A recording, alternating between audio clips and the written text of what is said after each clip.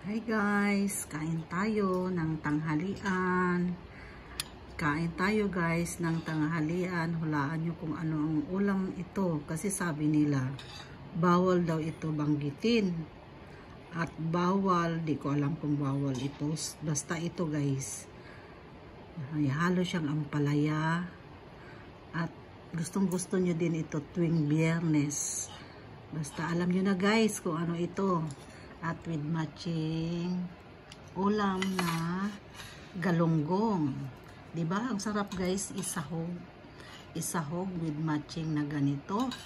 Pero ako hindi ako mahilig magsahog ng mga pagka yun ang ulam ko. Gusto ko nakabukod lang yung yung isda or daing. Basta yung isang ulam na yun, lang yan, piprito at yun na yun, lalagyan ng ampalaya. Sarap. Let's eat guys ng tanghalian. Ito na yung ulam ko guys, galunggong.